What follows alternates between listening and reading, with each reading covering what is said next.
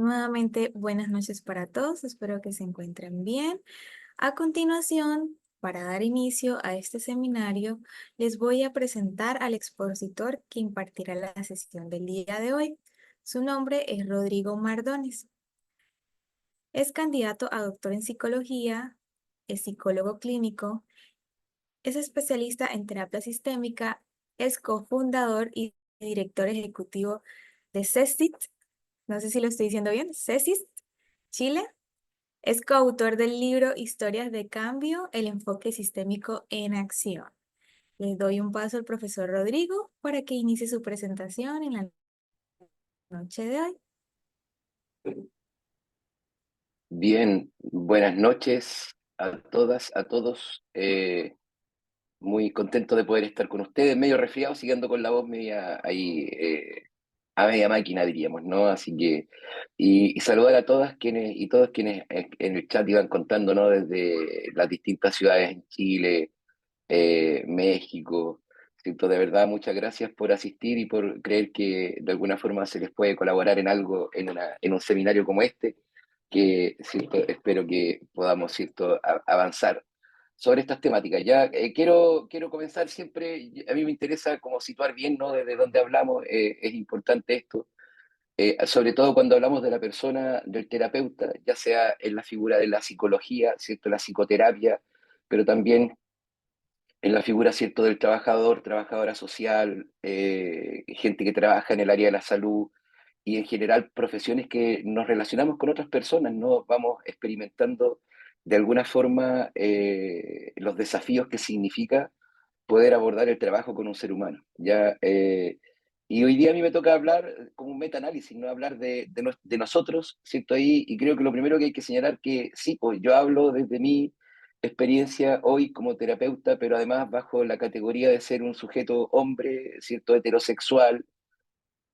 cis, yo habito la terapia y el mundo, ¿no? Bajo la seguridad que también me da el ser hombre, ¿no? En términos sociales, ¿no? En términos culturales y por lo tanto no puedo ver el mundo y esta experiencia como mujer, por más que tenga noticias, ¿no? Ya sea por la terapia o por el trabajo con colegas, ¿cierto? Así que cuando digo esto, ni como mujer ni como alguien que habita en otra cierta experiencia sexual, la vida, cierto, en otra orientación.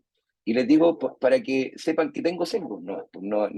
Entonces, si de pronto esos sesgos se me notan, ustedes me corrigen, ¿cierto? Y yo lo asumo como el deseo de colaborar en la construcción de este humilde servidor, ¿no? Y lo agradezco. Así que desde ya pido disculpas si es que eso llegará a ocurrir.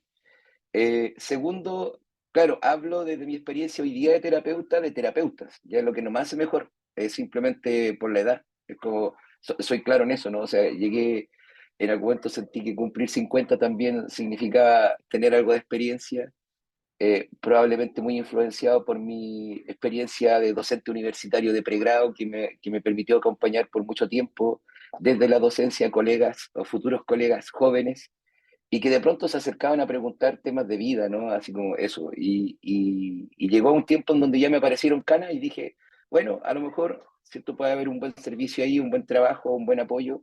Y hasta aquí parece que ha sido así, ¿ya? Y entonces, claro, veo también la persona del terapeuta, ¿cierto? Del y de la terapeuta, desde lo que es la terapia, ya en mi experiencia como terapeuta. Y creo que ha sido también como fundante para mí la figura de ser papá, ¿no? Entonces, como de una hija ahora de 18 años, siento de una chiquitita de 6, entonces como que me ha permitido la vida, ¿no? Ir viendo el proceso de cómo los seres humanos nos desarrollamos ahora también desde afuera, ¿no? El primer proceso es uno y luego los otros. Entonces eso creo que se pone ahí, ¿no? Como en esto, ¿ya? Ahora, la persona al terapeuta, porque es un tema que no pierde vigencia, ¿no? Probablemente eh, hoy día, por ejemplo, con harta fuerza, también desde las tecnologías, ¿no? Es decir, fíjate, las inteligencias artificiales, ¿no? Sobre todo en las creadoras de contenido, por ejemplo, han ido presentando alternativas de encuentro con otros, ¿cierto? O encuentro con una inteligencia, como se dice, artificial, y que ha ido de alguna forma, ¿cierto? Incluso poniéndose como, una plataforma de consulta. Ya me ha tocado conocer personas que pasan conversaciones enteras de chat, ¿cierto? En Instagram, o sea, perdón, de WhatsApp o Instagram con alguien y que la copian y pegan y se la mandan a ChatGPT para ver en qué punto esto de verdad está funcionando, está en la lógica interaccional o yo estaré equivocado. Y fíjate, cosas como esas, hasta plataformas y aplicaciones que se dedican, por ejemplo, directamente a señalar que están para ayudar en términos psicológicos y lo demás. Entonces, fíjate, es una pregunta que a la luz de eso también es interesante, ¿no? Y desde ahí es que uno podría preguntarse, ¿a qué se enfrenta un terapeuta hoy día? Fíjate, la terapia hoy día, ¿cierto? Presenta una disponibilidad que hace 30 años atrás no teníamos. ¿Ah? Chile, que es un país pequeñito en cantidad de habitantes, cuenta solo en la plataforma de salud mental, perdón, del Ministerio de Salud, 72.000 psicólogos y psicólogas. A lo mejor no somos suficientes, pero es una gran cantidad. En mi infancia y adolescencia yo escuché una vez nomás la palabra psicólogo, que fue cuando mi papá en una reunión de apoderados volvió y me dijo, la profesora dijo que te llevara al psicólogo, y eso era una cosa así como, bueno, ¿qué será? No, raro. Ya, hoy día no, hoy día estamos en los colegios, estamos en ambientes laborales, ¿te das cuenta? Y al mismo tiempo, ¿cierto? A partir de lo que ha sido, ¿cierto? La producción, por ejemplo, de series de televisión, de programas de ayuda, como, no sé, la doctora Polo, la jueza no sé cuánto, y aparecemos psicólogos ahí en la escena, la gente ha ido como observando que hay problemáticas que las puede traer a nosotros, de alguna forma, nos guste o no, ¿cierto? En un proceso de laicización, ¿cierto? De Occidente y especialmente de Latinoamérica, hemos ido ocupando de alguna forma la figura del sacerdote o del pastor, ¿cierto? A quien se le viene a abrir la conciencia, ¿sí? Y ya nos hemos dado cuenta, probablemente, ¿cierto? No sé cómo habrá sido la experiencia de ustedes, que efectivamente la universidad, ¿cierto? Nos preparó para algunas temáticas, pero las que uno empieza a ver, ¿cierto? En Vox son radicalmente otras, ¿no? Es decir, pareciera ser que los trastornos, ¿cierto? Que uno conoce en el DCM, ¿cierto? En el CIE, no andan tan puritos dando vuelta por la vida, ¿no? Vienen más bien, ¿cierto? Acá enredados en problemas de relaciones familiares, laborales, de pareja, ¿cierto? Y una serie de cosas más que uno empieza a decir, wow, aquí pareciera ser que necesitamos más cosas. Entonces, de pronto, claro, tener que empezar a enfrentar problemáticas sociales severas, para las cuales no necesariamente nuestra formación teórico, ¿cierto? Clínica que aprendimos en la universidad nos permite, ¿cierto? Inmediatamente abordar la sensación de que nos quedaron debiendo, ¿no? En donde justamente, ¿cierto? Nuestra sociedad actual, la cultura en la que nos encontramos, que muchas veces por mi generación, ¿cierto? Tiene una sanción despectiva, ¿no? Como una generación de cristal, los nuevos profesionales. A mi manera de ver, tiene que ver cómo han ido, ¿cierto? Reivindicando el valor del bienestar, del buen trato y del disfrute. Que para mi generación era re diferente, no era como la generación del aguante, no era mejor. Acuérdense todos esos memes así como, oh, hoy día los psicólogos, cuando mi mamá con una chancla me arreglaba, ¿cierto? Me alineaba los chakras y no me pasó nada. A ver, espera, ¿ya? Entonces, también estamos, como hemos ido avanzando en una conciencia, ¿cierto? Que valida y que reconoce, por ejemplo, nuestro aparato psíquico, nuestras emociones y que pone también exigencias en niveles de bienestar y que eso está bien y es legítimo. Y nos toca también lidiar con eso, con nosotros mismos, no con decir, wow, me siento cansado, hoy día no quiero trabajar o no quiero atender más gente. Y está bien. Fíjate, los bajos niveles de ingreso, ¿cierto? Nadie nos dijo en la universidad que de alguna manera dedicarnos al trabajo social, ¿cierto? A la terapia ocupacional, a la psicología, a la pedagogía, conllevaba un voto de pobreza.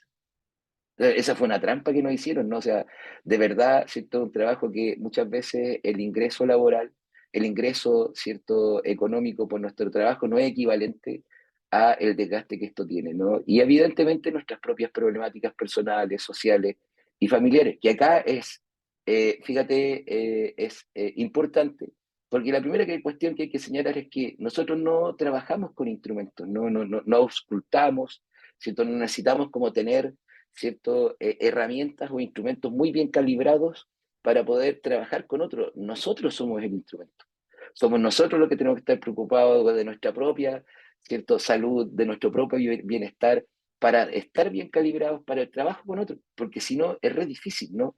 Estar desde las propias preocupaciones, desde las propias problemáticas, intentando entrar, ¿cierto?, en el mundo de otro. Fíjate, en los años 80, Gui hizo un estudio al respecto de la familia de origen de los terapeutas. No sé, aquí cada uno, ¿cierto?, consigo mismo verá, pero dijo, mira, cuando uno mira terapeutas, ¿cierto?, pareciera ser que es más o menos común, tenemos tanta evidencia como para decir, pero se asoma un perfil en donde pareciera ser que en las familias de origen, las madres de quienes se dedican a la terapia ocupaban un lugar central. ¿Ya? No, lo está planteando en términos, ¿cierto?, neutros, ¿no? No como esa sanción, ¿cierto?, machista de que detrás de cada psicópata hay una mamá, ¿cierto?, perturbada, ¿no? Así como siempre la culpa es de la mamá, ¿ya? No, acá hay una madre que es como figura central en el hogar, ¿ya? Un padre pasivo o sin interacción emocional o llanamente desaparecido, así como, ¿cierto?, se fue el papá, ¿ya? Madres que han mostrado a veces sus propios problemas con el hijo o hija, ¿cierto?, futuro terapeuta, que llevó a forzar de alguna manera una maduración emocional y cognitiva. Fíjate, un hijo o hija al tanto, ¿cierto?, de los problemas de pareja de sus papás, o, ¿cierto?, y que fueron como mediadores, ¿no?, de esos problemas de pareja, y muchas veces que provenimos de familias que tuvieron crisis, ¿no?, en donde esas mismas crisis, ¿cierto?, nos estimularon a estar sensible a la problemática de otros, ¿ya? Y pareciera ser que desde la perspectiva de Gui, fíjate, hay un proceso que nos fue así como construyendo como instrumento desde nuestra familia de origen. No sé si será así, no sé si ni voy a invitar a levanten la manito los que se sienten identificados, ¿no? Pero fíjate, si hay algo que también podríamos decir, ¿cierto? Podríamos decir, ¿cierto?, al respecto, y es que pareciera ser que muchos llegamos a estudiar la psicología con el deseo de resolver algo en nosotros mismos. O sea que a la misma carrera, ¿no?, al estudio académico, le demandamos también algún fin terapéutico, resolver algo conmigo, que me ocurrió, que voy descubriendo en mí, ¿cierto? Hay un texto que yo escribí con Felipe García al respecto del abuso sexual en docencia y malas prácticas en docencia. Después les voy a dejar el link ahí, lo publicamos en el blog de CESIS, y en donde hablamos del paciente solapado. Muchos de nosotros estuvimos en el aula esperando encontrar algo que nos proveyera las herramientas para auto reparar ciertas experiencias que ya hemos tenido. Fíjate, cuando miramos el espacio del terapeuta, ¿cierto? Este autor va a decir que el terapeuta o la terapeuta, ¿cierto?, está sometido o sometida a cierto tipo de aislamiento. Nuestro trabajo es solo. ¿Ah? Ya sea lo ejerzamos en la clínica particular, ¿cierto?, en el área de salud, fue todo un tema poder vincular en algún momento a cierta generación de psicólogos. Hoy día pareciera ser un poquito más fácil eso, pero a cierta generación de psicólogos con una dupla psicosocial. ¿Te das cuenta? Esta idea de que estoy solo y esa soledad al mismo tiempo me protege de tener que mostrar mi trabajo, ¿no? De tener que dar cuenta a otros. Hablamos en difícil muchas veces cuando no queremos abrir este espacio, pero se nos da en un espacio entre nosotros, en donde en mayor o gran parte, ¿cierto? En medida es un aislamiento, ¿cierto?, que es mayor que la que sufre un papá, un líder, un jefe o funcionario público, que además, ¿cierto?, en esta soledad nosotros lidiamos con personas que no nos vienen a contar que están contentos, lo están pasando bien, ¿cierto? Y podemos tener como una experiencia edificante en esa relación. Generalmente, ¿cierto?, a pesar de que los modelos actuales de terapia hablan de una, ¿cierto?, asimetría, ¿no? Perdón, de una simetría en la relación terapeuta-paciente, en tanto hay un experto en terapia y hay un experto en su vida, esa, claro, es un principio, desearíamos que hubiera esa simetría, ¿no? Pero en el fondo hay un otro que viene sufriendo, y si no fuera porque está sufriendo no vendría a hablar con nosotros. Tratamos nosotros de poner ahí un trabajo en equipo, pero se nos viene a demandar algo. Entonces, tampoco son experiencias que vamos teniendo en el día a día que resulten edificantes, ¿no? Uno aprende, uno crece de cómo ve, ¿cierto? A veces la resiliencia de un paciente, incluso uno aprende cosas para uno. Pero en general, ¿cierto?, estamos proveyendo, ¿no? El terapeuta no tiene muchas veces en este espacio con quién relacionarse, no es como uno mire para el lado y le diga al colega, ¿cierto? Oye, ¿qué piensas tú de lo que estamos viendo? ¿No? En general uno está ahí, ¿ya? No es destinatario tampoco del afecto del paciente, o sea, los pacientes nos quieren, ¿cierto? En una lectura más, podríamos decir, psicodinámica, ¿no? Claro, se plantea que quieren lo que nosotros representamos, pero no a nosotros mismos. Y esto no nos pasa solo en la terapia, pasa en la docencia, pasa en esto. Hay gente que de pronto me escribe, oh, colegas jóvenes, ¿no? Yo desearía ser el día de mañana un psicólogo como usted. Pero uno sabe, ha visto de mí una performance, ¿no? En la clase, además mediada por una pantalla. Aparecemos, ¿no? Generamos, podríamos decir, ¿cierto? Una representación de algo. Lo que hace que de alguna forma estemos un poquito aislados, ¿cierto? Aisladas, y en el cual también nosotros tenemos que controlar nuestro propio afecto, ¿no? Hay pacientes a los que los queremos, hay otros que no, te das cuenta, hay otros que caen mal. ¿Cómo lidiamos con esas, cierto, experiencias emocionales también que se dan en el vínculo, ¿no? Y por lo tanto, cierto, nos va de alguna manera exigiendo físicamente, emocionalmente, cognitivamente, lo que implica que tengamos que tener, cierto, también políticas de autocuidado, decisiones de autocuidado importantes. En donde el alcance de nuestro trabajo, es importante notar esto, ¿cierto? Tiene límites, ¿no? Y los límites del alcance de nuestro trabajo están asociados a nuestros límites en formación intelectual, que no es solo información, no es solo formación académica, ¿no? La formación académica la podríamos establecer como cómo fue mi proceso de estudio de la carrera, ¿ya? Pero hay otra serie de ciertos recursos que están presentes o que a lo mejor no están, ¿cierto? En cada uno de nosotros, de nosotras, para poder desarrollar la carrera. No es lo mismo, ¿cierto? El capital cultural que cada uno tiene. Ese es un factor relativo, ¿cierto? E importante a la hora del alcance de la terapia en términos del desarrollo y formación intelectual, ¿cierto? Relacional y cultural. Voy a decirle un ejemplo burdo, ¿no? No sería extraño que, ¿cierto? Como en el trabajo como terapeutas, en donde a lo mejor no hemos acostumbrado a trabajar con un segmento, ¿cierto? Social de la población, el salirte de ese segmento te deje un poco complicado, ¿no? ¿Cómo trabajar con personas, por ejemplo, que tienen un nivel económico alto? ¿Cuáles son los tipos de problemas que tienen ellos cuando nosotros muchas veces no hemos logrado, ¿cierto? No tenemos no habitamos la sociedad desde ahí, ¿no? Y al mismo tiempo hacia abajo, ¿no? ¿Cómo darnos cuenta, ¿cierto? O lo complejo que es trabajar con personas en extrema pobreza, en donde ¿cierto? La psique es casi secundaria, es decir, en donde ni siquiera se han resuelto problemas básicos que son, ¿cierto? Necesarios para la existencia. Entonces, cuando uno mira esto, te das cuenta, nuestro trabajo también, ¿cierto? El alcance está muy mediado por nuestras experiencias más cercanas. Experimenta un alto impacto de acuerdo con el nivel social de los pacientes que trabajamos y que se acerquen más a lo que nosotros vamos viviendo en el día a día.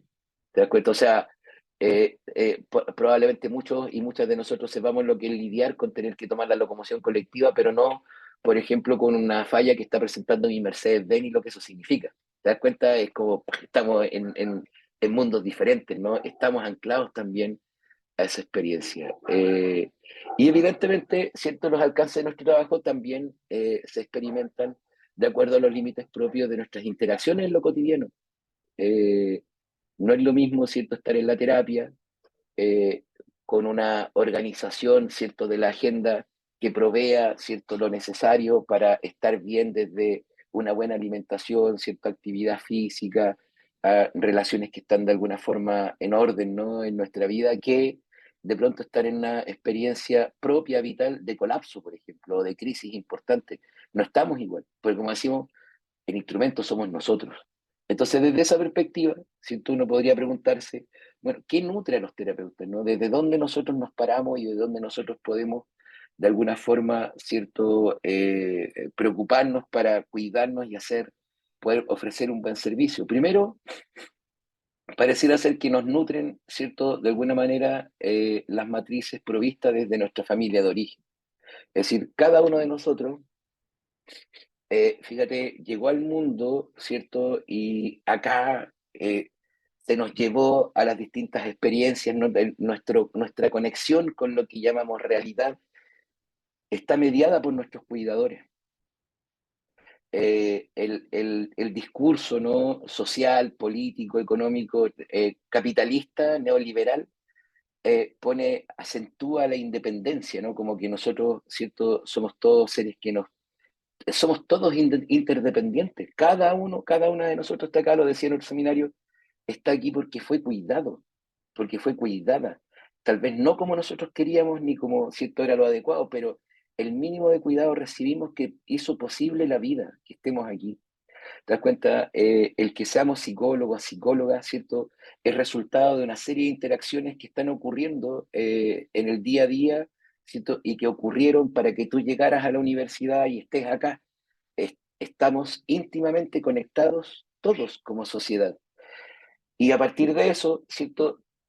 Cada uno de nosotros y de nosotras que llegó al mundo, en la familia de origen, en el grupo que te recibió, instaló patrones interaccionales sobre los cuales, ¿cierto? Nos toca tomar distancia en el día de mañana, ¿cierto? Depurar o validar. Y eso, de alguna manera, está detrás, ¿no? Bajo esta idea, ¿cierto? De la transferencia y la contratransferencia, ¿cierto? Y todo este rollo, uno dice, claro, entonces yo que tuve una mala experiencia de paternidad, por ejemplo, o sufrí maltrato, entonces se me va a pasar mi historia. No necesariamente, no necesariamente, pero sí sabemos, ¿cierto?, que hay patrones que establecieron nuestra psique relacionales y que explican hoy día muchas de nuestras preferencias, muchas de nuestras construcciones, ¿cierto?, en relación con otros. Y hay que mirarlas, ¿no? Porque están nutriendo nuestro trabajo. Ya, evidentemente, la familia actual, ya, es decir, quién es tu familia hoy, si tú, con quién tú puedes sentir contención, apoyo, quiénes te cuidan, ¿no? Una relación familiar cuida, ¿cierto? Nutre, ¿cierto? Es capaz de establecerse como un elemento nutritivo, ¿cierto? Para la vida interior de nosotros los terapeutas. Y la comunidad socioeconómica, cultural donde vivimos. Y por eso que cada uno, ¿cierto?, pone ahí con cierto cariño, ¿no? Yo estoy en Arica, yo estoy en México, yo estoy en Lota. Bueno, porque nos sentimos parte de esa sociedad, ¿cierto?, en la cual nuestra vida se desarrolla, ¿cierto?, se establece. Por lo tanto, ¿cierto?, en ese sentido, la formación, ¿cierto?, los grados académicos, los posgrados, ¿cierto?, los marcos teóricos y todo lo demás, son elementos que nos proveen probablemente dirección, ¿te das cuenta? Son elementos que nos nutren, ¿cierto? En cómo poder decidir, ¿cierto? En qué técnica elegir, en qué manera abordar, pero bajo todo lo que ha sido también este proceso contextual. Y por eso que hay tantos modelos de terapia, hay tantas técnicas que uno puede aprender y que uno las va eligiendo a la larga, de acuerdo también con la afinidad que uno experimenta. ¿Ya? Fíjate, va teniendo cierta lógica, ¿no? Va teniendo cierta, podríamos decir, va teniendo cierta sintonía, ¿no? Va teniendo cierta coherencia. Entonces, desde esa línea, fíjate, ¿a qué debiéramos atender entonces nosotros como terapeutas? Primero, ¿cuánto nos conocemos? Eh, eh, una paciente una vez llega y me dice, mira, yo vengo a terapia porque estoy en una paciente adulta, entonces me dice, perdón, estudiante, ¿no?, de universidad adulta, ya terminando la carrera, me dice, vengo porque una profesora o un profesor nos dijo que para ser terapeuta era obligatorio hacer terapia. No es obligatorio. La terapia no puede ser obligatoria. Eh, sí, tal vez uno podría decir, para la persona del terapeuta lo obligatorio es conocerse. Saber, ¿cierto?, cuáles son tus áreas que de pronto, ¿cierto?, requieren un mayor cuidado, ¿te das cuenta? Saber cuáles son tus límites, cuál es tu escala de principios, de valores, ¿no? Porque eso va a estar de alguna forma desafiada permanentemente en el trabajo clínico. Eh, ¿A qué debiéramos atender? A dificultades y anclajes que pueden venir de nuestra propia historia. Eh, La terapia para el terapeuta, ¿cierto? Puede ser en perspectiva de problemas que se dan en el presente, pero de alguna forma la mayoría de nosotros llegó intentando resolver algo personal a la carrera. Y también, ¿cierto?, un espacio para poder resolver eso, que no resolvió la carrera porque lo que hizo fue darnos elementos, ¿cierto?, más intelectuales y académicos. Entonces, poder traerlo a terapia. Ahora, ¿no? Eh, Entender en qué momento de su ciclo vital se encuentra. No es lo mismo un terapeuta que recién dejó la universidad, no es lo mismo un terapeuta que se está, por ejemplo, entrenando ya en relaciones de pareja estable, en donde hay una construcción ahí, ¿cierto?, de familia, con hijos, hijas, ¿cierto?, entre medio. No es lo mismo el que ya, ¿cierto?, eso lo tiene resuelto y está avanzando a problemas más bien, ¿cierto?, de madurez, de cómo se mantiene en sintonía, ¿no?, con los nuevos cambios sociales y culturales. ¿En qué lugar estoy, no? Tengo que saber en qué momento de mi vida yo me encuentro, en qué momento del ciclo vital, porque probablemente esté un poco más atento, más sensible, ¿cierto?, a temáticas relativas a eso, ¿ya? Eh, la diferencia debemos atender entre nuestra familia de origen y la familia actual. ¿Ah? Muchas veces se nos enredaron todos en el mismo grupo, ¿no? ¿Cuánto de lo que hoy día yo he construido y se establece como desafío, ¿cierto? Y exigencias para lo diario, cuánto tiene que ver con mi familia de origen, ¿cierto? ¿Qué diferencias y distancias hay al respecto de ello? Porque eso me va a acompañar a la terapia.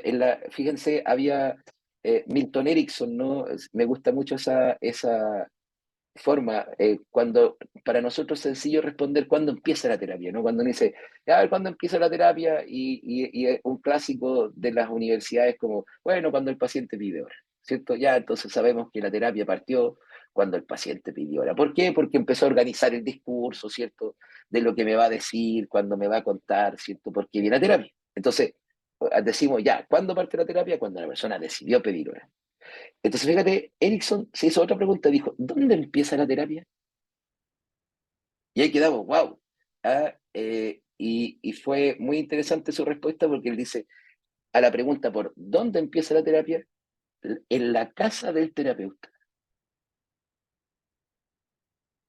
en la casa del terapeuta. Porque te lo voy a poner en otro ejemplo, ¿no? Para poder entenderlo. Porque nosotros no, decíamos, no tenemos instrumentos, no ocultamos, no abrimos a nadie, ¿no? Nosotros, si pudiéramos decir una metáfora en eso, nuestro bisturí es la palabra. Incluso más específicamente, la pregunta.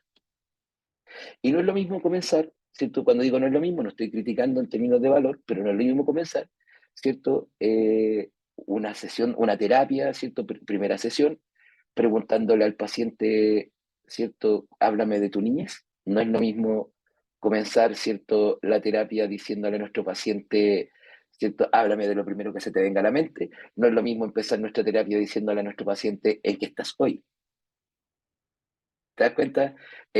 Ahí hay un guión, ¿no? Entonces, si ya tenemos esta sensibilidad para responder a un guión de base, imagínate en los contextos en que estamos cuando a lo mejor hay conflicto, no están bien las cosas en la casa. ¿Qué preguntas vamos a elegir cuando nuestro paciente nos hable de su familia, por ejemplo, o de un problema que metaforizamos como familia con sus compañeros de trabajo? Entonces, es complejo. Desde esa perspectiva es interesante la respuesta de Milton Erickson. ¿Dónde comienza la terapia? En la casa del terapeuta. Nosotros vamos a abrir, vamos a direccionar, vamos a poner foco, ¿cierto? Vamos a llevar en un espacio clínico, ¿cierto? En el que no necesariamente el otro puede proveer, ¿cierto? O decidir la dirección. A mí me pasa. Yo le digo, ¿cierto?, a mis pacientes, porque son colegas, puedo hacer eso. Por eso que cuando me han preguntado, oye, es difícil trabajar con colegas, es lo más fácil, porque uno puede, ¿cierto? El otro viene como psicólogo también, pues hay gente que me dice de pronto, mira, yo vengo aquí como persona, no, eso no se puede hacer. Eso no se puede hacer, tienes que venir entero, ¿no? Broma, ¿no? Entre los chilenos no puedo venir como senador y como hijo separado, ¿no? Broma local, de una situación política que ocurrió, ¿no? Y ética. Entonces, yo les digo, ya, y vienen como psicólogos. Entonces, ¿qué ocurre? En el cuadro yo les digo, mira, no me dejes a la adivinanza, ¿ya? Si hay temas que no hay que conversar porque están resueltos, porque no son significativos ni relevantes, y yo voy para allá, sácame de ahí. Y si hay temas que a lo mejor no he explorado, que debiera ocurrirse, no, eso no es la lógica. Dime hacia dónde hay que ir. Eso yo lo puedo hacer con pacientes porque se conocen, ¿no? Hay un grado y compartimos la profesión. A veces en los pacientes no, en general, esta es un área muy difícil de montar si la quisiéramos proponer. ¿Te das cuenta? Entonces uno direcciona. Eh, de cierta forma, es uno de los elementos importantes que te muestra la terapia como un acto también performativo. ¿Te das cuenta? Nosotros cuando venimos a la terapia, lo he dicho en algún otro seminario, ¿cierto? Cuando digo performativo, no digo que sea falso, no digo que sea, ¿cierto? Un acto, ¿cierto? Poco en serio, ¿no? Sino que nos preocupamos, pues. Nos preocupamos primero de que no tenemos un escenario. Nuestro escenario, la salita donde atendemos, no la oficina. En algunos, cuando trabajamos en salud pública, muy discreto, pero tratamos de que esté limpiecito, ordenado, ¿cierto? Algunos ponen sus diplomas ahí atrás, y que los pueden poner, su bata que dice aquí, ¿cierto? Que soy psicólogo, no voy a hacer cosas que se equivoque. Ya tenemos un escenario. Los que trabajamos online, este es mi escenario. ¿Viste? Yo le puse lucecita ahí atrás. Sí, otros ponen libros, por ejemplo, otros plantitas. Lo que... Entonces aparezco aquí y ya me veo bonito con este escenario. ¿Ok? Antes lo tenía así, ¿no? Ahí tengo tenía ese cuadro ahí medio raro que mi hija decía, papá, ¿por qué pusiste ese cuadro en ese pedazo en la esquina de la habitación? Bueno, porque cuando prendo el computador, el cuadro se ve en este espacio, ¿ya? Entonces está ahí, ¿no? Ya, dicho eso, fíjate, vestimos este personaje, ¿no? Nadie va, ¿cierto?, despreocupado de la propia vestimenta, ¿no? No solo porque vamos limpios, pero sabemos, por ejemplo, las mujeres que no podemos ir con un escote prominente y los hombres, ¿cierto?, no van a ir en short y polera, ¿cierto?, de tira, o sea, nos vestimos. Entonces, un personaje que vestimos tiene un escenario. No hablamos con nuestros pacientes como hablamos con, ¿cierto?, las personas importantes y significativas, ¿no es cierto? No tratamos a nuestros pacientes como pareja, no hay que hacerlo, ¿no? Pero tampoco tratamos a nuestra pareja como si fuera paciente. ¿Te das cuenta? Te extrañé tanto, amor, hoy día que llegaste. En escala de 1 a 10, mi amor, donde uno es ni acordarse y 10, ¿cierto? Estar muy angustiado en qué nivel me extrañaste, y uno no hace eso con la pareja. Entonces, fíjate, tenemos una manera de conversar, no tenemos una forma de hablar, de callarnos, de... Entonces, todo eso, de alguna forma, está proveyendo el espacio en el cual la persona, ¿cierto?, va quedando atrás y va quedando estos elementos performáticos, ¿cierto?, que solo están ahí para el bien del otro, porque no estamos llamados en tanto personas, estamos invitados a este espacio de terapia en tanto nuestros certificados, no en tanto nuestra expertise. No me buscaron como Rodrigo Mardones porque soy simpático, es porque es psicólogo, te das cuenta, y de alguna forma la gente atribuye que ayudamos a resolver problemas. Entonces, todo eso va dejando de alguna forma nuestra persona, ¿cierto?, protegida por un lado, ¿cierto?, pero al mismo tiempo exigida. ¿Quién de nosotros no experimentó en algún momento un enojo con algo que te dice él o la paciente, ¿no? Y tener que traducir ese enojo como ya en, ¿cierto?, una interacción que pueda proveer, ¿cierto?, o invitarnos al cambio, ¿no? ¿Cuántos de nosotros tuvimos como en la punta de la lengua lo que la persona necesita, ¿no? Y saber y decirle, oye, qué gana de decirle, mira, por acá, ¿ya? Pero no, tenemos que, frenar eso y empezar a construir preguntas, preguntas, preguntas que haga que la persona en algún momento diga, mira, esto es lo que necesito. Entonces, esos elementos, ¿cierto? De alguna forma están ahí, ¿no? Desde nuestra familia de origen, ponen en juego nuestra capacidad de relación de terapeuta. Ya cuando estaba en la U haciendo clase, yo hacía que un ejercicio, ¿no? Que vieran una película y me la contaran. Ya, y les daba la lista de películas. Y cuéntenle la película a los compañeros como si usted la estuviera viviendo, ¿cierto? Ahora la contó, ¿cierto? Y ahora cuéntela, pero desde la perspectiva de un actor secundario, ¿no? De un personaje secundario, y sin lo que ve el personaje principal. Cuéntela de nuevo, cómo contar historia, cómo soltar la lengua, cómo hablar, para poder al mismo tiempo construirme la historia de lo que me están contando y poder interactuar con esto, ¿no? Evidentemente la calidad de la red de apoyo que tengamos, ¿cierto?, va a ser importante, y cómo manejamos también nuestros propios conflictos. Hay terapeutas que tienen un estilo de apego evitativo, por ejemplo, ¿no? Entonces el paciente no vino, no le escriben, no hacen rescate para saber, ¿cierto? si va a volver a la terapia o no, cambian las horas, en fin, vamos de alguna forma, ¿cierto?, apareciendo también en este tema. ¿Qué debemos atender como práctica profesional a cómo nos manejamos con los pacientes? Ya el manejo con el paciente en la medida en que funciona, ¿cierto?, en una línea fluida, te ayuda a tener ciertas experiencias terapéuticas menos, ¿cierto?, exigentes en lo emocional y en lo relacional, porque has hecho un buen encuadre, porque has puesto, ¿cierto?, reglas claras y porque al mismo tiempo has podido mostrar elementos importantes de calidez, de comprensión, ¿cierto?, de empatía. ¿Qué debemos atender en la práctica profesional? Las características de la formación y los déficits de esta. ¿Ya? Si ustedes me dicen, si viene alguien y me pide hora, entonces me dicen, Rodrigo, ¿sabes qué? Está pidiendo hora, no sé, Juanito Pérez. Entonces, lo primero que pregunto es, ¿Juanito Pérez psicólogo? Porque yo tengo solo psicólogo. Sí, es psicólogo. Ah, ya. Pero ¿sabes qué? Dijo que venía porque él quería tratar contigo un problema de trastorno alimenticio, de la conducta alimentaria. No, yo no soy experto en eso. ¿Para qué voy a tomar un caso? Te das cuenta con el que no me manejo. Entonces tengo claro el déficit, ¿cierto? De trabajo, porque hay temas que no me interesan, ¿cierto? No porque no sean dignos de mi interés, sino que hay temas que no me... Entonces, ya saber derivar, con cuáles casos yo voy a trabajar, en cuáles yo me he ido especializando, y teniendo clara mi línea de especialización. Y aquí de pronto es complejo, porque uno ha hecho líneas de especialización, a veces muy basado en la técnica, ¿no? Y cuidado, porque la técnica es importante, pero no es más importante que la ética.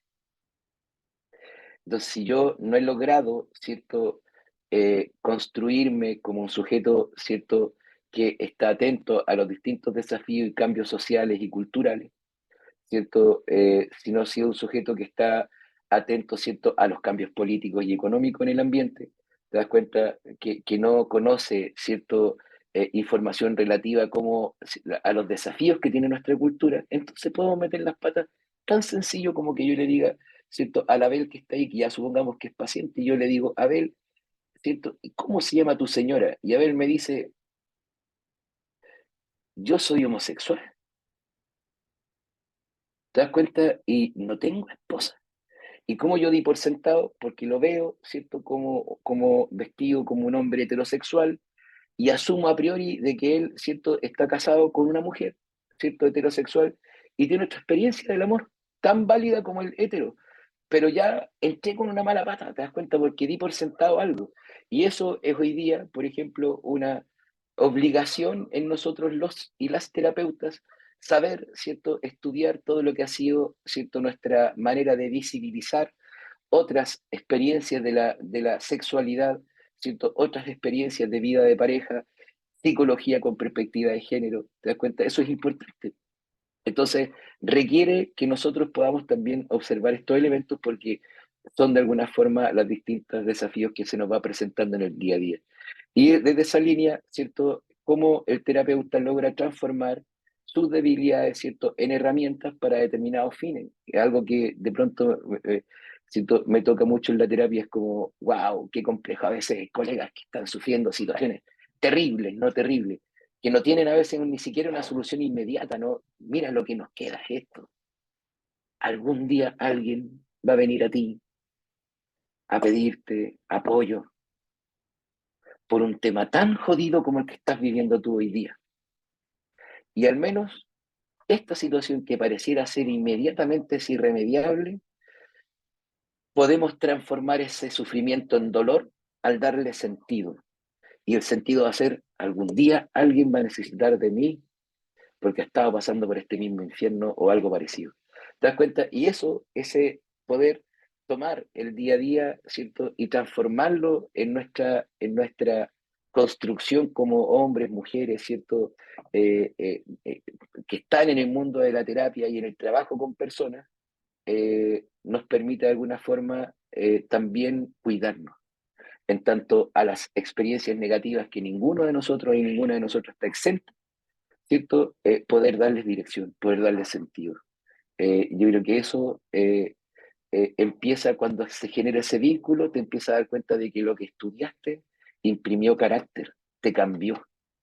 En tanto se empezó a volver también un elemento, ¿no?, un eje que te organiza en la vida, que te ayuda ojalá te ayude a tomar buenas decisiones o al menos a mostrarte que no estás en un buen lugar y tienes que moverte de ahí, ¿no? Por eso que su condición de observador del proceso clínico que está llevando, ¿cierto? Y que está presentando el paciente de participante de él, ¿cierto? Porque una vez que la persona vino y nos contó su problema, ahora estamos siendo parte del problema y podemos ser una parte que conlleva la solución o podemos ser una parte que lo complica más y por lo tanto eso requiere una buena capacidad para metaobservarme. Y esta capacidad para metaobservarnos está, está relacionada directamente con nuestra relación con el poder. Es súper complejo. Nosotros, como terapeutas, tenemos un poder, ¿cierto? No de cambiar a la persona así, porque como Harry Potter, ¿no? Las personas nos cuentan cosas, abren, ¿cierto? Su espacio interno en una desnudez más desnuda que la de ir, ¿cierto? Al doctor. Y nosotros con una pregunta pudimos cambiar el foco de atención. Con una pregunta, con una afirmación, pudimos girar esto, ¿no? Lo que está ocurriendo, a veces para bien, a veces para mal. Eh, y eso, lo queramos o no, ¿cierto? Se traduce muchas veces en experimentar nosotros, nosotras mismas, el poder que tenemos en una conversación. Y para poder hacer ese análisis hay que salir de ahí, porque si no te vas a volver, ¿cierto?, alguien sesgado porque vas a tener miedo de perder lo que has venido ganando sin habértelo merecido, ¿cierto? Sino que solo por la posición que tiene estar ahí. Es decir, fíjate, en otras palabras, ¿no? Eh, en los procesos clínicos, en la medida en que yo puedo hacer una buena observación ética, moral al respecto del problema de mi paciente, puedo hacer una buena elección, ¿cierto?, de técnicas y formas de abordar, que puedo, ¿cierto?, estar observando permanentemente ayudado por instrumentos, ¿cierto?, estandarizados, test y cosas por el estilo, pero fíjate que me va a permitir darme cuenta de que el logro de la terapia tiene que estar atribuido, tiene que estar, ¿cierto?, en sintonía con el paciente. Cuando como terapeuta nos atribuimos nosotros el logro y se genera esa tan temida dependencia terapéutica, ¿cierto?, de parte del paciente, entonces hemos fracasado como terapeuta. Lo voy a decir de otra forma. El buen terapeuta no lo percibe el paciente. El buen terapeuta lo percibe el colega. ¿Te das cuenta? Ojalá que nuestros pacientes se vayan diciendo, wow, no me había dado cuenta de esto, ¿ah? ¿Cómo logré, te das cuenta, avanzar en base a esto? Sí, tal vez van a decir gracias a esta conversación. Ya, el buen terapeuta es reconocido por sus colegas. Entre nosotros, sí, oye, yo le mandé un caso jodido a la Camila González. Cada vez que le derivo a alguien, lo saca. Ahí está, ¿te das cuenta? La otra persona, su paciente se va, ¿cierto? Y ahí termina la terapia bien, te das cuenta, con confianza en sí mismo. No en que, ¿y cómo va a ser la vida ahora sin mi terapeuta? ¿Te das cuenta? Es un fracaso la terapia. Es un fracaso la terapia. Entonces, dicho desde ahí, ¿cierto? ¿Qué debemos atender? También a los que señalábamos, ¿no? Los cambios de contexto sociocultural, debemos estar atentos a eso. ¿Es importante estudiar paper y todo lo demás? Sí, es importante, pero también hay que hablar, ¿cierto?, con el almacenero, hay que conversar en la locomoción colectiva, ¿cierto? Hay que hablar con el conserje, ¿cierto? Ver la doctora Polo, no sé, cosas por el estilo, ¿no? La Rosa de Guadalupe, ¿cierto? Pasión de Gavilanes, están ahí, ya mostrándonos cómo hay ciertas políticas de educación a la población al respecto de cierto, una serie de temáticas y que más tarde, ¿cierto?, pueden venir en terapia. Yo siempre cuento la anécdota de la señora que vino a verme antes de que trabajara solo con psicólogos y que ella, claro, cuando le pregunto, ¿y usted por qué está acá? Me dice, mire, lo que pasa es que estaba viendo yo un día a la doctora Polo, no sé, en México si la conocen, ¿no? Pero es la representación de un tribunal, ¿sí? Entonces aparece una persona que contó esta historia, entonces resulta que la doctora Polo hizo venir a un psicólogo, a una psicóloga, y apareció una psicóloga y ella dijo que y eso mismo que aparece ahí me está pasando a mí, por eso yo lo vine a ver. Entonces, si no entiendo lo que me está diciendo, te das cuenta, si no he visto nunca ese programa de televisión, claro, tengo que dar más pasos para poder entender esta cuestión, pero, vamos, bien, entonces está ahí, ¿no? Y entonces yo soy como el psicólogo que aparece en esta historia, ¿ya? Bien. y lo vamos viendo, ¿no?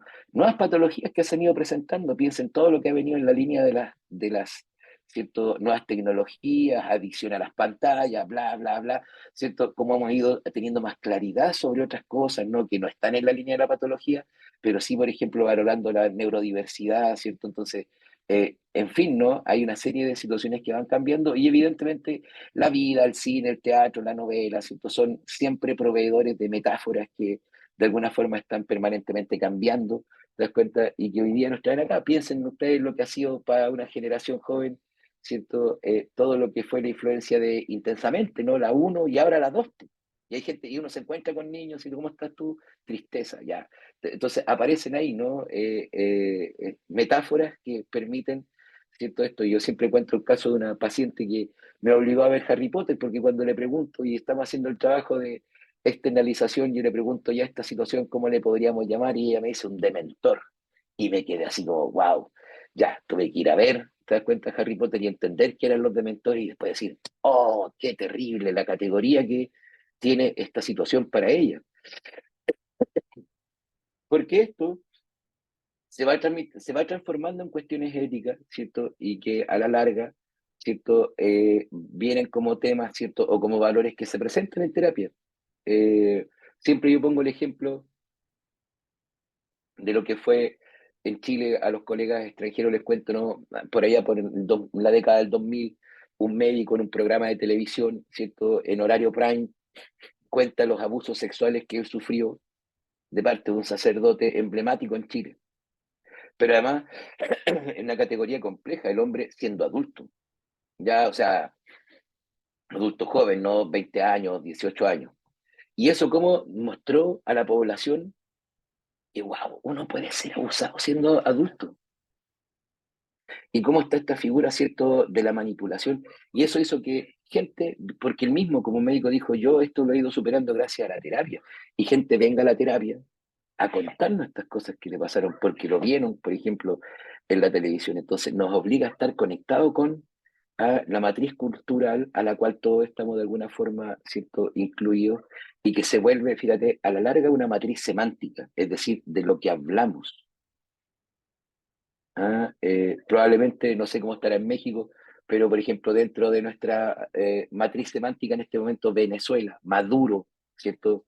Suena a emociones, sensaciones, ¿no? Que están ahí. ¿Por qué? Porque está calentito el tema en Venezuela. Salió en las noticias y todo lo demás. Entonces, ¿te das cuenta? Y eso es complejo porque, no sé, decía un amigo, yo viendo a Maduro me acordé de Pinochet. Entonces, fíjate la conexión, ¿no? Entonces, y para los que vivimos en tiempo de dictadura es complejo, ¿ya? Entonces, se activan cosas. Dificultades que más reportan los colegas y las colegas, ahí ustedes me dirán, ¿cierto? Al respecto de, ¿cierto? A la hora de ser terapeuta, fíjate, en términos estadísticos, primero el estigma, ¿no? A pesar de que nosotros, ¿cierto? Hay una mayor conciencia de salud mental, persiste el estigma asociado a que a buscar ayuda psicológica, ¿cierto? Es complejo. Y eso también se le pega a los terapeutas. Hay colegas que no creen en la terapia, lo más raro, y la practican para otros, pero para ellos no es una vía. Como que la terapia fuera una cuestión de fe, de creer o no creer. Es súper raro y la practican. Hay que tener cuidado con eso. Con la formación continua, ¿no? Eh, claro, trabajamos con un órgano dinámico. Y cómo mantenernos actualizados, te das cuenta, sin caer, por ejemplo, en pseudociencias, ¿no? En prácticas científicas, perdón, en prácticas terapéuticas sin validación científica, te das cuenta todo lo que ha sido la presencia, por ejemplo, de coaching haciendo salud mental, ¿cierto? O de otras profesiones queriendo trabajar en salud mental, ya está ahí, ¿no? Y cómo de pronto uno se empieza a desesperar, entonces debiera tomar yo un curso, una especialización sobre esta cuestión, ya, ahí tú te das cuenta, ¿no? El burnout, evidentemente, ¿no es cierto? No es extraño que todas las profesiones que trabajamos con personas de alguna forma experimentemos en mayor o menor medida este desgaste. ¿Ah? Y eso nos permite, ¿cierto?, tener que estar, o sea, nos obliga a tener que estar atentos a nuestra carga emocional, a desarrollar prácticas de autocuidado, ¿cierto?, a tratar de tener una vida equilibrada en las actividades, en la alimentación, en la actividad física, en cómo nos encontramos con otros, en cómo nos divertimos y cómo nos descansamos. Fíjate, hace años atrás había una encuesta súper preocupante que era, se revisó a colegas y les preguntaba, ¿usted qué hace en el tiempo libre? Duermo. ¡Wow! Es complejo porque, claro, por un lado pareciera ser que andamos con cierto escaso tiempo para el debido descanso, pero además en el tiempo libre, dormir, dedicarte solo a dormir, de cierta forma también es borrarte, ¿no? La vida en pausa, está durmiendo. Eh, ¿Cómo está nuestra equilibrio, ¿no? En eso? ¿Cómo nos estamos cuidando al respecto de estos temas? ¿Te das cuenta? Al respecto de lo que consumimos también en redes sociales, ¿cierto? En estos aparatos de tecnología. Es una pregunta que les dejo, ¿no? Y ahí hay que observar. Dentro de las dificultades más reportadas, diversidad cultural y competencia. Es decir, pareciera ser que nosotros los y las terapeutas estamos exigidos a una diversidad y estar permanentemente, ¿cierto?, en un proceso de adaptación a los cambios que observamos en la cultura. Lo habíamos comentado un poquito. Temas relativos a la ética y a la confidencialidad. Fíjate, en un estudio que hicimos con Felipe García, mi otro colega con quien fundamos CESIS, veíamos cómo en estudio, ¿no?, de los currículum académicos de las principales universidades de Latinoamérica, las horas de ética cada vez van en disminución como asignatura. ¿Ya? ¿Esto quiere decir que hay menos ética? No, no, tal vez no, porque a lo mejor se repartió en las asignaturas, ¿no? Entonces, cada asignatura tendría que ver, ¿cierto?, alguna unidad ética.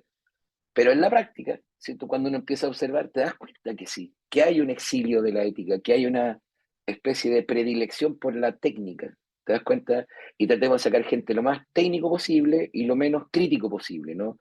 De manera tal que, ¿cierto?, el problema que te encuentras es que justamente la terapia demanda mantener altos estándares en lo ético para garantizar no solo la confidencialidad, sino el trabajo eficiente. Si un error en la técnica no importa.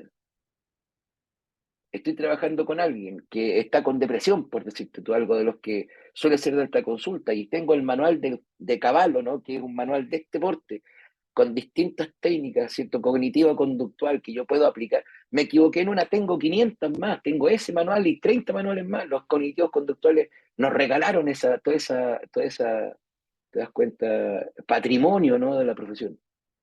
Pero cuando te equivocaste en la ética, ¿qué haces? Y yo me atrevo a decir, me he tenido que ver casos en donde el colega ni se dio cuenta que se equivocó en lo ético y dejó una embarrada del puesto de un buque. Entonces, cuando vemos eso, ese es un desafío permanente, porque además, ¿cierto?, la ética cibernética, es decir, implica relaciones, ¿no? Entonces, por ejemplo, una pregunta que te demanda por la ética es esta, tan sencilla que todos nos hemos encontrado. Oiga, ¿y si mi pareja le da like permanentemente a fotos de otras mujeres o a fotos de otros hombres? ¿Me está siendo infiel? Es una pregunta ética. ¿Cómo la va a resolver? Entonces tú puedes decir, sí, pues está siendo infiel. Ah, espera. ¿Y de dónde? ¿Cuál es el pacto que tienen ustedes como pareja? ¿Han hablado de esto? ¿Has podido tú, cierto, presentar? Ah, ahí, ¿te das cuenta? Versus el otro que puede decir, no, pues sí, pues, que hice una foto nomás. Pues. A ver, espérate. ¿Cuál es? Ahí tú tienes un problema ético en el que lo que está en juego es la relación de una pareja. ¿Cuál es tu postura al respecto? Esta. Ya esa es la tuya. Qué bueno. Pero esa no necesariamente es la que se te está demandando. Entonces, te das cuenta, y ahí tenemos un forado enorme, ¿no? En donde cómo nuestra profesión ha ido exiliando la epistemología, la ética, y ha hecho creer que la psicología se puede hacer en técnicas y en especialistas de ciertas patologías. Yo soy especialista en depresión. Te aviso que todos los casos que te van a llegar de depresión vienen con un problema relacional histórico, ¿cierto? O en el presente del porte de un buque, del porte de un transatlántico. ¿Y qué vas a hacer con tus puras técnicas para trabajar con depresión? Si lo que está ocurriendo ahí, ¿cierto?, es que esa depresión se precipitó por malos tratos, por problemas familiares, por problemas en el trabajo. ¿Te das cuenta? Hay todo un tema. Entonces, esa es una falacia, ¿no? Es una manera de empobrecer el tema. Eh, Entonces, y finalmente, ¿cierto? Dentro de las dificultades más reportadas, ¿cierto? Tiene que ver con la integración de los enfoques interdisciplinarios, ¿cierto? Nosotros somos, ¿cierto? Potenciales clientes para que se nos venda cualquier cosa, ¿ya? Eh, Generalmente cualquier cosa que pegó, te das cuenta, tiene que ver con la historia de uno. Entonces, cuando apareció todo el tema del niño herido, andaban todos los que sintieron en algún momento que su niño está herido comprando las técnicas para trabajar con el niño herido. Si todos los que en algún momento sintieron que su problema se puede ver desde el apego, andan todos comprando cómo trabajar con el apego. Pero la gente no necesariamente anda así en la vida, ¿no? Entonces, cuidado porque se han generado, ¿cierto?, una serie de ofrecimientos pseudo, te das cuenta, científicos, es decir, que se revisten de la forma de ciencia, pero que no tienen ningún fundamento. Y que siempre va a estar en el desafío, ¿cierto?, de cómo yo entonces puedo buscar, ¿cierto?, puedo perfeccionarme, puedo crecer en el ejercicio de mi desarrollo profesional sin de pronto, ¿cierto?, caer en estas situaciones. Te voy a decir al tiro el indicador. A todos esos les molesta que les cuestionen. Les molesta. Cuando le dices, mira, yo no estoy de acuerdo, entonces te empapelan, ¿no? Y te sacan una serie de cosas. Eh, la psicología como disciplina, ¿cierto? A la cual los y las terapeutas hemos accedido, ¿cierto? En donde también desde nuestra disciplina se ha convidado, ¿no?, a otras disciplinas, piensen toda nuestra influencia en educación, ¿cierto? En otras profesionales de la salud, ¿cierto? En trabajo ocupacional, terapia ocupacional, trabajo social. ¿Te das cuenta? Vale, ¿cuál es la medida que yo tengo? El cuestionamiento, la pregunta, interrogar. Eso es propio de los que queremos de alguna forma ir, ¿cierto?, depurando la práctica, interrogar lo que está detrás de esto. Y bajo una segunda clave, los principios de la lógica, siempre los tengo que aplicar. El principio de no contradicción, te das cuenta, es importante. Cómo se van anclando estas propuestas, que muchas veces lo que hacen es no solo que nublan la cabeza de los que están comenzando y todo lo demás, sino que terminan transformándose en malos procesos de terapia, que terminan lastimando. Y eso es complejo. Y eso les quería comentar hoy día. Muchas gracias. Sé que ya llegamos a las 10. Hay espacio de preguntas, consultas, porque después viene un sorteo. Así que ahí está. Eh, Le dejo la batuta a Angie. Ah, listo, está bien. Bueno, chicos, vamos a abrir lo que es la ronda de preguntas. La dinámica es la siguiente: levanten la mano a la persona que quiera participar en hacer una pregunta directamente al profe. Vamos a empezar con Matías. Vamos a reactivar el audio. Hola, buenas, ¿se me escucha bien? Saludos a Hola todos, a Matías, todas. sí, excelente. Buenas tardes, sí, psicólogo Rodrigo, estoy muy agradecido de este seminario, de su vasta experiencia. Y mi pregunta es la siguiente, en relación a las relaciones familiares y cómo manejar el rol del terapeuta dentro de las relaciones familiares como tal.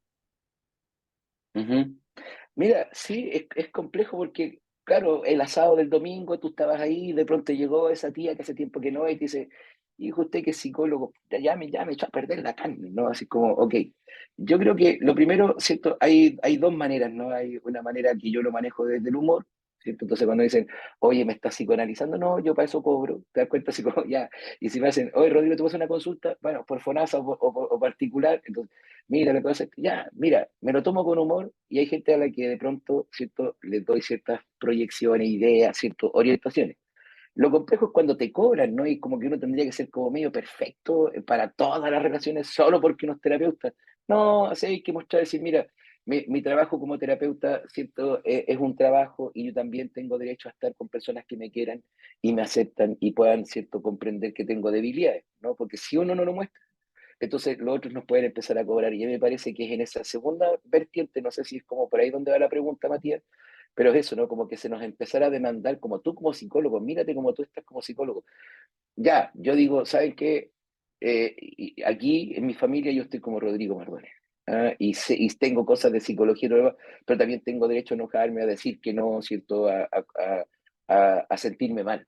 ya, y listo, no más. Y parte como en donde uno pone el límite, ¿no? Entonces, si no va a ser como mágico, ¿ya? Así que eso. No sé si te responde ahí la pregunta, Matías. Alguien me escribió como, no encuentro eso, no sé si te responde, Matías, la Sí, pregunta, disculpe, pero sí, algo que muy nos amable. acompaña, sí, sí, algo que Gracias. nos acompaña. Ya, Vale, sí, así que tomarlo eso. con humor. Muchas gracias. Sí, sí, con tranquilidad nomás y listo. Ya, así que, bien, no sé si hay otra pregunta. Alguien preguntó sobre las transferencias. A ver, que ese es un tema que generaron, ¿no? Sobre todo las escuelas más del psicoanálisis, en un momento de la vida, ¿cierto? En donde, claro, hay que entenderlo en su justo espacio, ¿cierto? En donde las interacciones en la clínica venían muy desde el modelo biomédico, ¿cierto? Entonces, claro, estaba toda esta idea de no interferir, de no influenciar, ¿cierto? Entonces, porque si no, se me echa a perder la muestra. Entonces, en todo eso, ¿cómo hacer para que, ¿cierto? El caso se mantenga ahí y no generar un enredo? Bueno, hoy día, sobre todo lo que ha sido la Escuela de Palo Alto, ¿no? Y su trabajo en comunicación con Gregory Bateson, con Bas, la viquitóloga, claro, llegamos a estas figuras como los axiomas de la comunicación, ¿no? Y esta idea de que no podemos no comunicar o todo comunica, también se traduce como todo influencia, ¿no? Toda comunicación es una influencia. Entonces, pensar en que vamos a hacer una clínica aséptica en donde no voy a influenciar, ¿te das cuenta? Eso es un error. ¿Ya? Creer que la cara de póker, ¿cierto? Es como algo que no... Claro, es una cara que lo que transmite, ¿cierto? Es que tú eres una especie de psicópata incapaz de conmoverte ante el sufrimiento de las emociones de otro. Entonces, ya, esto de transferir, ¿no? ¿Cierto? De ida y vuelta, ¿cierto? Una imagen, algo, es para conversar. ¿Cómo lo vemos hoy día? Más bien desde la figura de la resonancia. Que eso me parece como metáfora, funciona mejor, ¿te das cuenta? Porque ¿qué de lo que me está diciendo el otro resonó en mí? Que fíjate, puede ser que ni siquiera tenga que ver. Por ejemplo, a mí me pasaba que ciertos casos de maltrato a los niños, yo no tuve experiencias de maltrato, tuve buenos papás, me calentaban, pues me enojaban, ¿te das cuenta? Me resonaban, ya, o sea, pero pesado mal, ¿no? Así como, ya, ¿qué es lo que me queda? Bueno, decir, eso es mí, esa es mi reacción, a mí me pasa esto, no es el caso, ¿te das cuenta? Allá están ocurriendo otras cosas.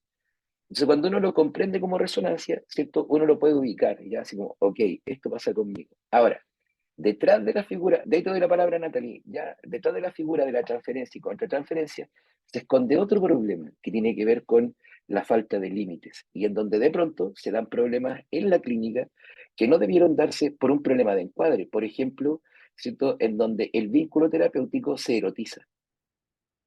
Y eso, te das cuenta, es complejo. No tiene que ver con un tema de transferencias, tiene que ver con un tema de cómo se establecieron las interacciones entre terapeuta y paciente, que permitieron que escalaran a ese nivel. Entonces, si yo de pronto estoy en terapia, ¿cierto? Nunca me ha pasado, pero una paciente, ¿no? Empieza a tener comentarios medios erotizados hacia mí, ese es el momento para parar las cosas y reencuadrar. ¿Te das cuenta? Y si no, y si me siento incómodo, bueno, derivar. Claro, con tranquilidad, ¿cierto? No demonizando, pero bien, eso. ¿Ya? Entonces, en esa línea, si tú lo que tienes que hacer es derivar.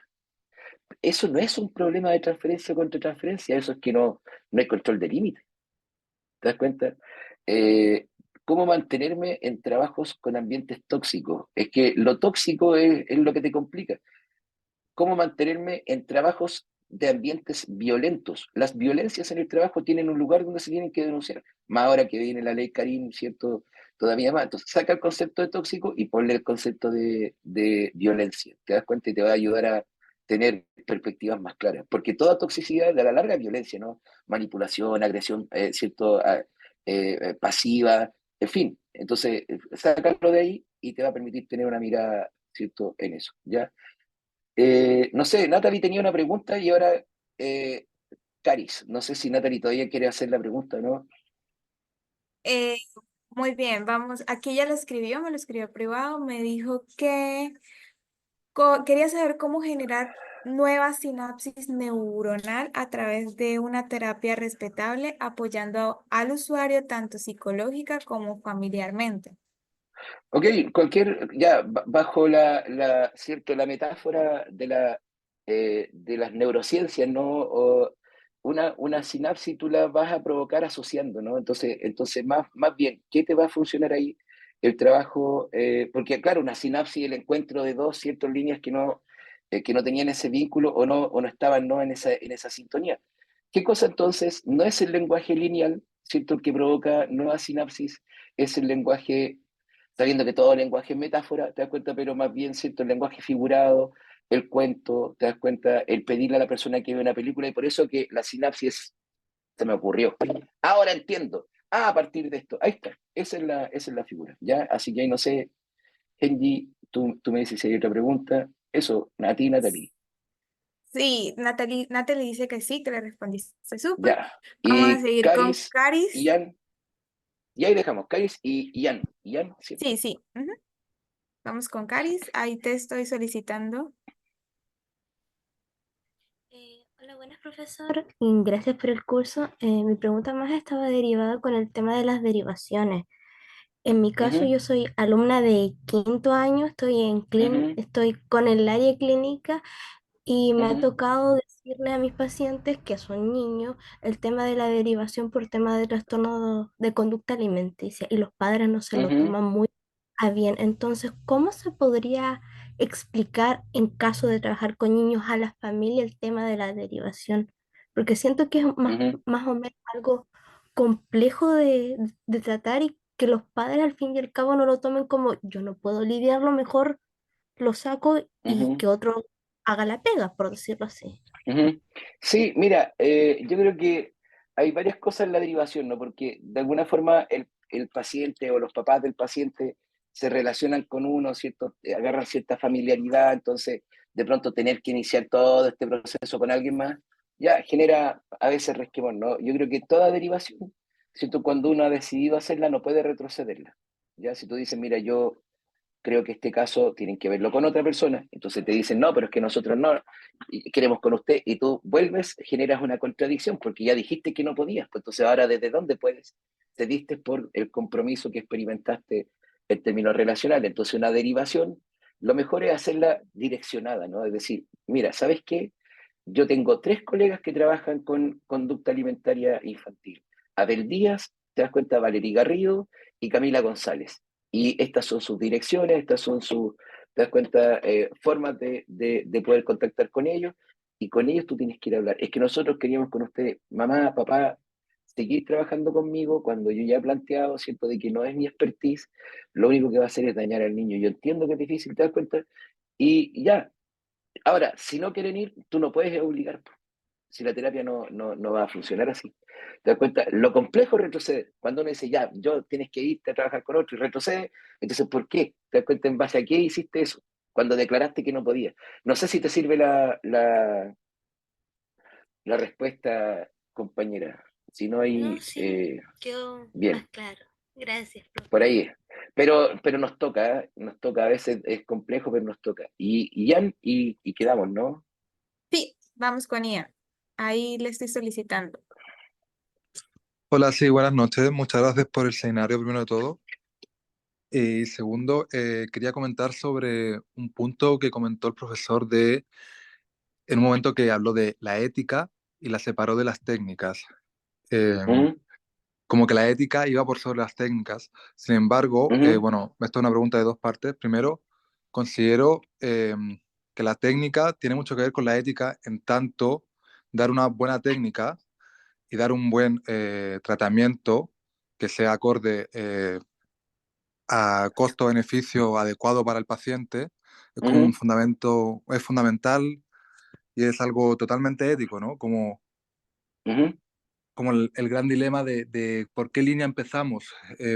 Y ujú, por eso, no sé, por ejemplo, en el sistema hospitalario se promueve la terapia cognitivo-conductual porque es la que suele tener más evidencia, en tanto ujú, podría entregar mayor beneficio en relación a los costos.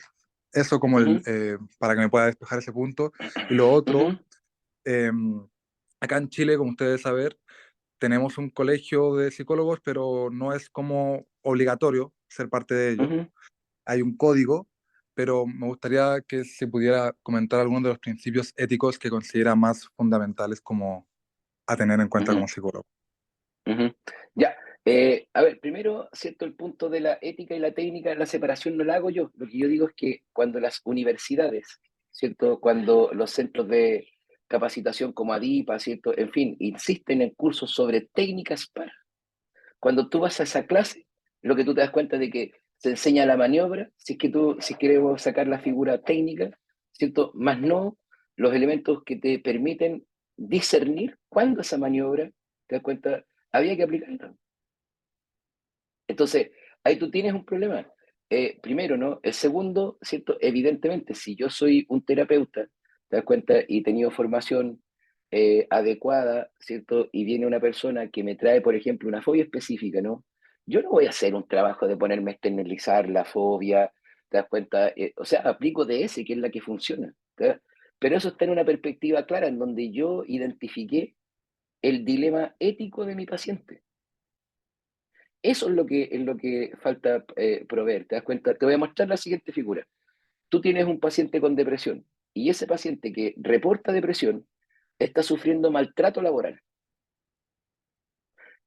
El problema ético viene aquí. ¿Te vas a poner a hacer BEC o cualquier otra técnica cognitiva conductual para resolver el problema de depresión, por más validada que tenga la evidencia? Y no te haces cargo de cómo orientar para que esa persona resuelva un problema de maltrato laboral, que ese es el problema ético. Ahí es donde te estás jugando. Que lo que ocurre, siento que especialmente en Chile, siento un país que ha sido laboratorio del neoliberalismo, insiste en subjetivar problemas objetivos. Esta cuestión te va a pasar el 10 de octubre cuando sea el Día Internacional de la Salud Mental y tu Instagram esté lleno de tips para estar bien. Sale a trotar, preocúpate de la relación con los otros. Compadre, tenemos un país que está, y siento, y un continente que tiene una brecha social, política, económica, que te das cuenta, expele malestar y problemas de salud mental por donde se mueva. Eso nos enseña en las universidades. ¿Por qué? Porque vienen de la misma vertiente. ¿Te das cuenta? Ese es un problema, es un problema. Ahora, al respecto del código ético, ¿cierto? Del colegio de psicólogos, hay un problema que el colegio de psicólogos paradojalmente tiene que resolver problemas éticos ellos mismos. En Chile, no, aquí no puedo extenderlo.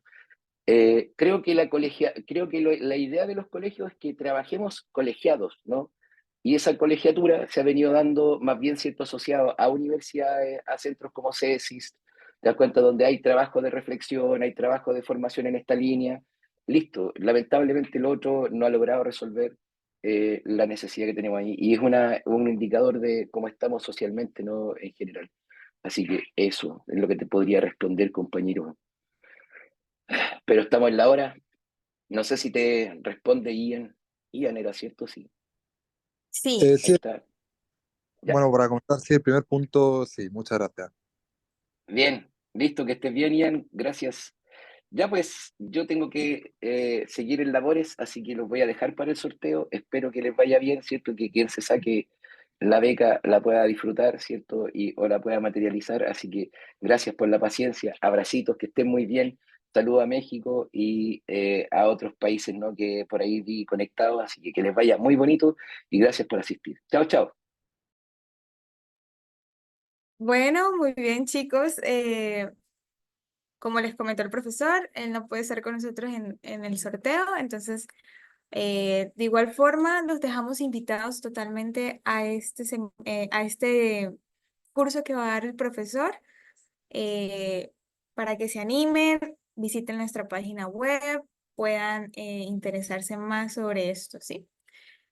Vamos a proceder a lo que es el sorteo, por lo cual voy a dejar de grabar.